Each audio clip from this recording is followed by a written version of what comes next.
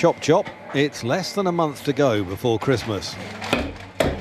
And Newitt's Butchers in the Oxfordshire town of Thame is cracking on in readiness for their busiest period. Tom Newitt's family have been in the food business here for over 200 years. He employs 20 staff and, alongside the fresh meat, makes approaching 10,000 pies and patties per week. But the environmental story we're doing here is not actually about the meat itself. It's about what goes on backstage.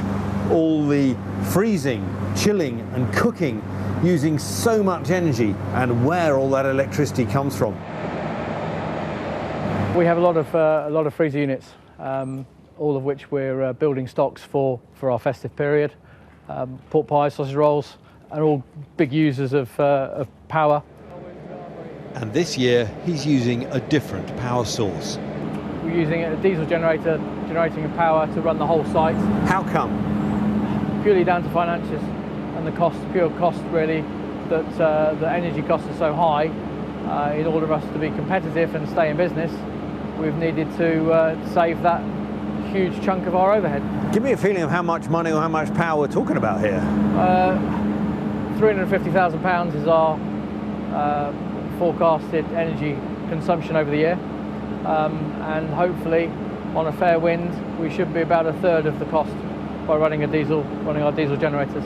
He had the generator anyway as emergency backup, but now it's running 24/7 and getting through this 2,500 litre tank every week. I mean, in terms of environment and climate change, these things aren't great. Does that trouble you at all? It does, and we are doing things within the business, having an electric van which I've got on order.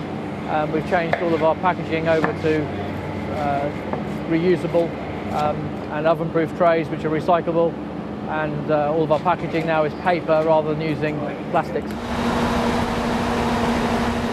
Power generators are similar to diesel engines in cars, emitting gases and particles that cause pollution, linked to conditions like asthma, lung disease, cancer, and even babies of lower birth weight. What's really bad about diesels is big particulates, big chunks of carbon, and they're going up into the air that we all live in and breathe. And when it comes to climate change, diesel generators pump out 17% more carbon dioxide than the grid for every unit of electricity. When we generate with renewables like wind, they just don't generate any of these factors, any of these chemicals at all. So, diesel is just the wrong thing to be doing at this point in time, when we know so much and how to do things in a much better way. But the fear of blackouts and the high cost of grid electricity overrides any environmental doubts. For dealers, generators are flying off the shelves. Almost nothing is in stock. It's just a sea of red, out of stock, out of stock, out of stock. All of the similar generator suppliers we spoke to reported soaring demand. Unheard of.